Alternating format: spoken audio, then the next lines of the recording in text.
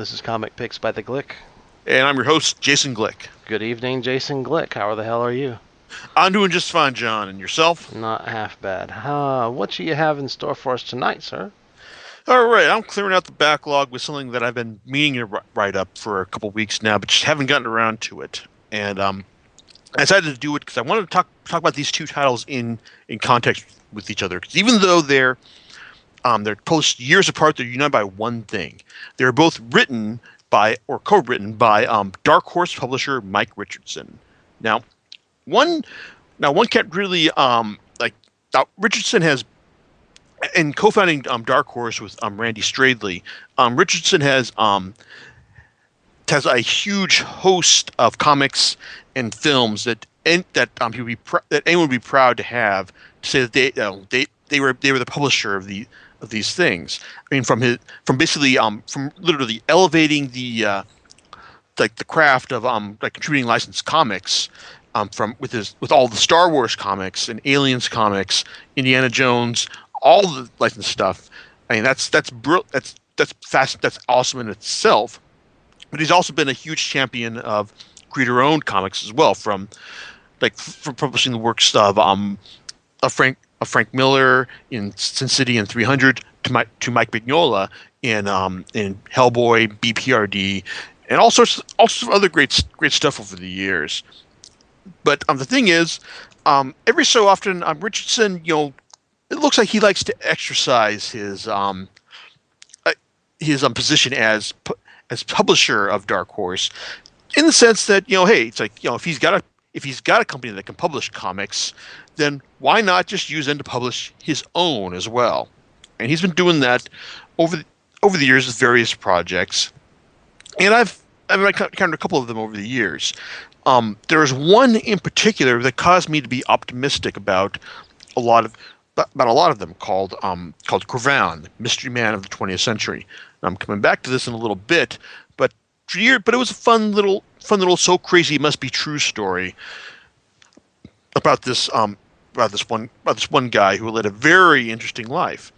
Now, for years, I kind of held up this story as kind of like, hey, it's like, if this is the kind of story that Richardson wants to publish as one of Dark Horse's publisher, then he can't be all that bad. But over the years, he's also co-wrote the first two volumes of Star Wars Crimson Empire with Dark Horse's other co-founder, Randy Stradley. Now I reviewed Volume 3 of Crimson Empire came out last year, and I wrote a review of it, in which I basically said that it was fucking dire. I mean, good God, it was just a badly strung together mishmash of Star Wars fan service elements that barely functioned as a story. It was awful and easily one of the worst things I read last year. And it's also notable for the fact that Richardson wrote it by himself and without Stradley's involvement. Stradley, however, has since gone on to write the remaining volumes of Star Wars Dark Times. Volumes 5 and 6 have actually turned out not great, but certainly decent. Solidifying the fact that he's clearly the brains of the operation right there. Then Richardson has also put out another work last year that has since been collected in trade paperback. It's called 47 Ronin, which, no, it's not the adaptation of the Keanu Reeves film that came out last year. Thank fucking God. No, it's an actual adaptation of the legend, or not legend, but the historical story of the 47 Ronin who went and avenged the death of their lord. It's like in feudal Japan. Now, I was looking forward to this, not only because I figured, okay, he's working on something that isn't licensed property. It's something that he clearly feels passionate about, but also the fact that this series was illustrated by Stan Sakai of Usagi Yojimbo fame, and this is going to be one of the not one of the handful of times that Sakai has worked on a story that he didn't write, but also one of the probably one of the few times he's also drawn human characters for an entire story, as opposed to animals, like it is with Usagi. Now, 47 Ronin, story of Lord Asano, who it's like who in the it the series is like very it's like it's very steeped in Japanese culture. Let's see, culture and formalism, and to Richardson's credit, they does actually do a good job of like providing footnotes and explaining the cultural, like some of the cultural obligations and significance of certain things. It's like in the course of the story itself. Now, as back in feudal Japan, every year, it's like the lords of each region had to either go spend some time with the shogun themselves or send some of their family members in order to just as kind of like a working hostage arrangement in order to show their fealty to the shogun. Now, Lord Asano has chosen to go this year, and he's kind of like a rural lord who's not especially well versed in the it's like in the cult in the practices and formalities of the court. But hey, he's apparently says he's got an advisor at the court who's able to who's apparently assigned to instruct him. Let's say Kira. Now, problem is Kira is apparently he does instruct Asano in the ways of the court. He's also kind of like kind of guy who just says, okay, yeah, I've done this for you. Now you're going to pay me, or you're going to show me a gift of your gratitude as well. And of course now, while Kira basically believes that this is like entitled to like show of gold or cold hard cash, Asano basically takes the man at face value and says, yeah, okay, here's a bunch of rice paper for you. And Kira is outraged by this, and then essentially spends the rest of his time just like annoying and belittling and tricking Asano into just like making a fool of himself in court, up until the point where Asano just can't take it anymore and assaults Kira in front of everyone in the shogun's chambers. Now, this is a major no-no in the in the course of the it's like in terms of Japanese etiquette, and as a result, Asano was forced to commit seppuku, ritual suicide. It's like for his offense.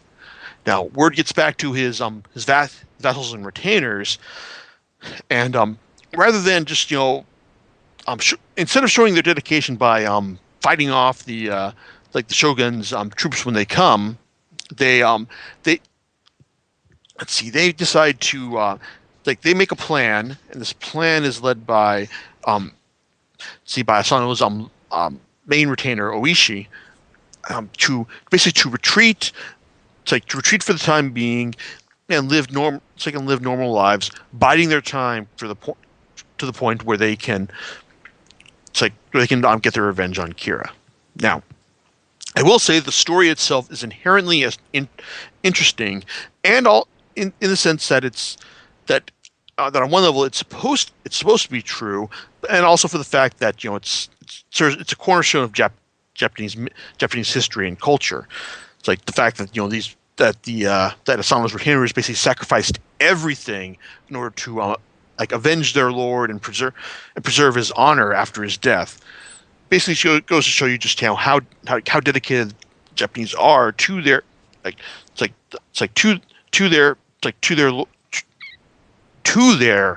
retainers and leaders, and also the concept of honor itself. And this is also something that's popped up in Usagi Yojimbo from time to time, in the sense that that while these retainers had it easy, sometimes it's like the biggest show of honor is just proving yourself to be a loyal and worthy retainer to someone to a leader who is not honorable himself.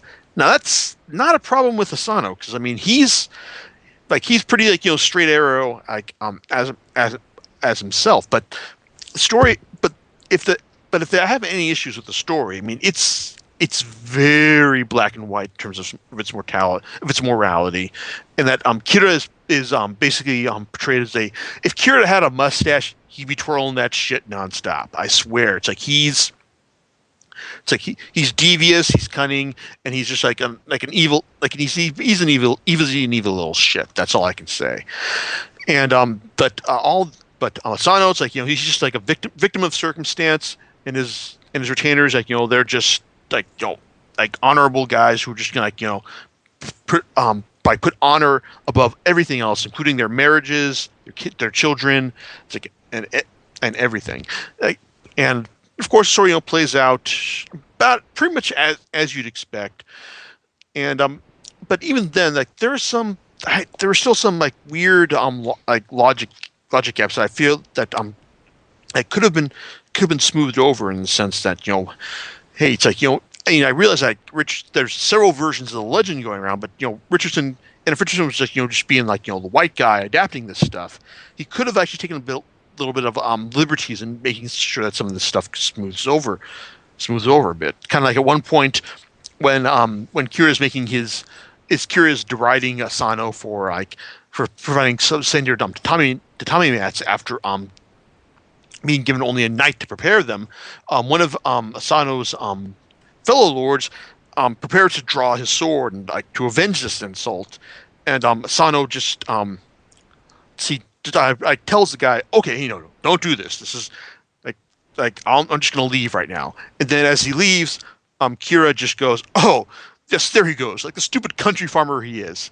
And this causes Asano to just lose his shit and strike Kira with the sword. Now that just makes no goddamn sense. I mean, yeah, even if this is how a lot of the legends go, I mean, you shouldn't be beholden to that kind of thing. I mean, if anything, it would have been a much smarter thing to just have Asano's fellow lord just try to calm Asano down from this thing. I mean, yes, we're told in retrospect that Asano has a temper, but this is kind of like just putting a band-aid on the narrative.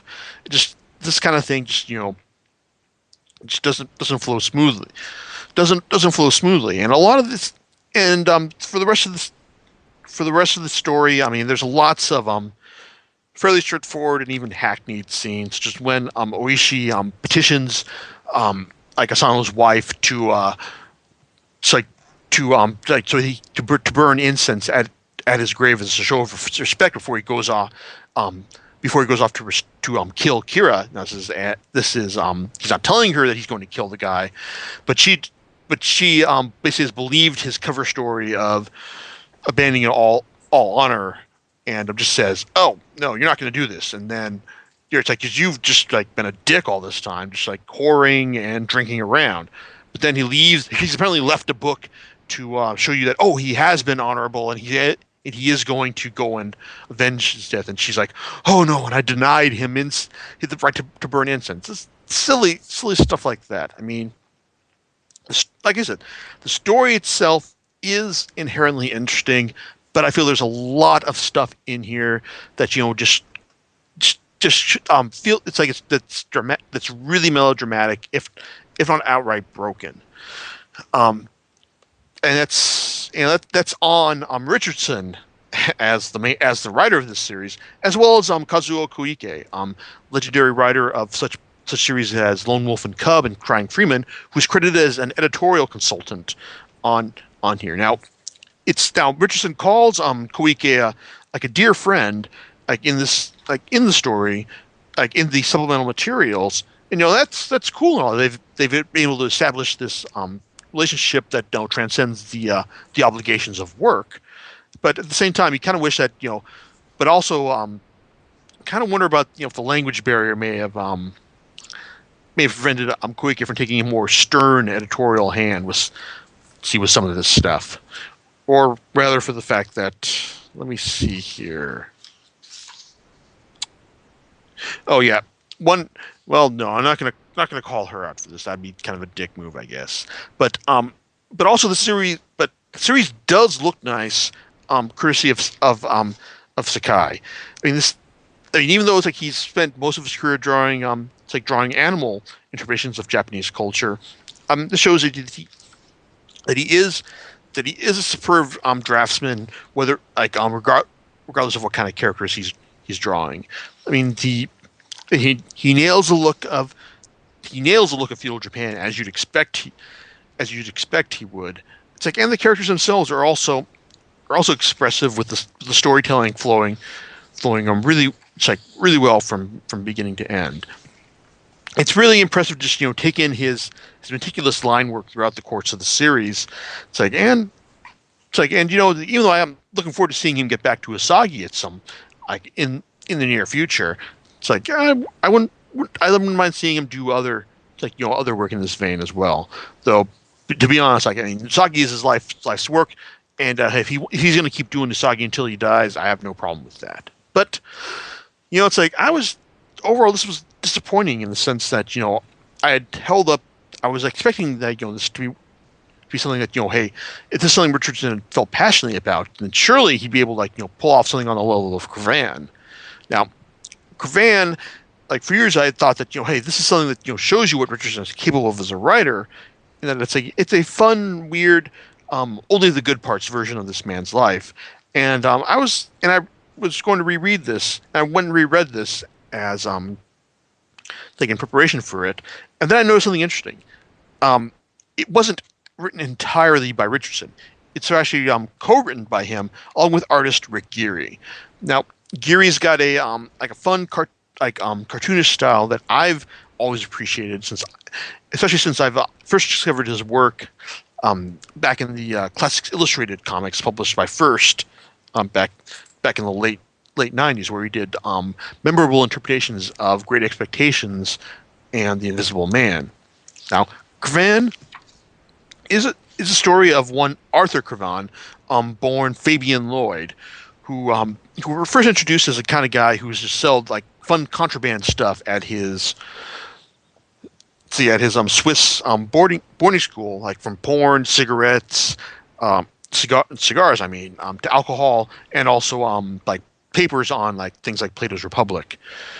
Now he's a big guy who was able to like beat up a professor who's taking a cane to a student, and he's kicked out of the the boarding school, but not after being told by his like by the head there that he's one of the most entertaining students he's ever had. We also learned that he's not only just like a disappointment to his parents for his eccentricities, but he's also the nephew of one Oscar Wilde as well. But then from there the story goes on, basically gives you like the good parts version of his life. We get like stories like 1 to 2 pages finding about how he got a job as the Kaiser's chauffeur in Germany, and how he crashed the car, and stealing from prostitutes in order to pay robbing one to pay the other. And then it's like jumping on a steamship in order to sail to Australia, and I'm finding out that he's being booked as a fireman. Hey, that's great. He's just here to put out fires. Oh no, wait, that's not what a fireman does on one of these ships. He actually shovels coal like throughout the entire time. He deserts. A couple of years later, winds up in Paris, becomes a boxer. Then also winds up years later forming back in Paris. No, sorry, still in Paris. Forming a forming a group to put out a controversial art journal named Maintenant, that basically pisses off everyone with its scathing critiques of modern art. It's like, and also just like earning him no end of enemies and even some friends as well. I mean, the story, there's not really a narrative here. It's just like a recounting of like the really crazy and weird stuff that Cravan got up to over the course of his life, up to his disappearance in 1931. And it's also theorized here that apparently he may have been the author B. Cravan, who wrote 2 books that are mentioned here: Death Ship, which is about a man who served on a steamship in the way that Cravan did back in the day, and also the Treasure of the Sierra Madre, which I'm sure everyone here, or a lot of people should be familiar with. Not for the book version, but for the film version with Humphrey Bogart and Walter Houston back in the 1940s. Now, Cravan, like I said, it's not really like a real story per se. It's just more like a ramshackle, like ramshackle tale of lots of interesting stories in one guy's life. But don't make no mistake, these stories are interesting.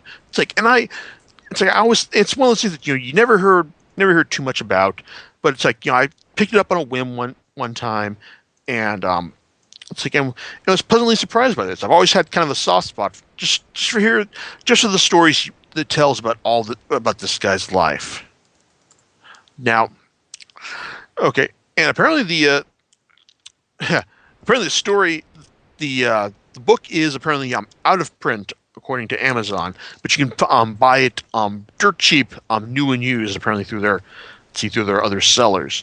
So overall, it's a fun story, and it's like it makes me wish that that Richardson and Geary had done more, or at least I kind of wish that maybe they have done more. Maybe I just haven't researched this as well, which implies that I've researched this at all. Anyway, but still, Cravan, get your hands on it. It's like like I said, it's a fun story. That makes you look at the sky and go, hey, that's like this guy lived an interesting life. Someone should make a movie about him. End of story. Hey, maybe Richardson can get a movie made out of it through Dark Horse's film division as well. We shall see. But it's been a while, so I kind of doubt it. So, John, it's like any particular thoughts here? No, I find it interesting that Stan Sakai has lent his artwork to this project. Yeah, it's like I'm sure the Japanese setting certainly captures his interest as well as the story itself.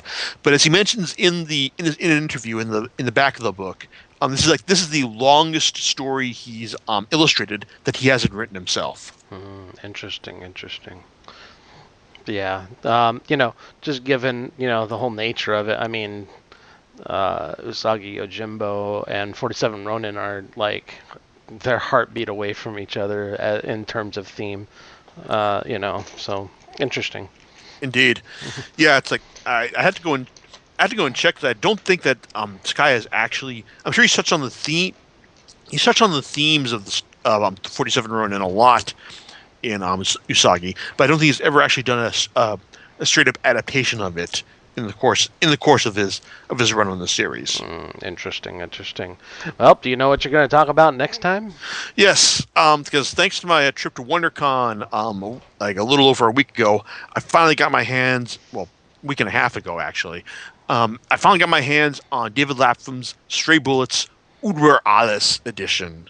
So as soon as I'm gonna spend the next week or so reading through that, and then you can expect my thoughts of it in that time right there. All right. Well, I guess that we'll catch you next time on Comic Picks by the Glick, and we'll see you in a couple weeks. That's right. Later, right. everyone. Bye.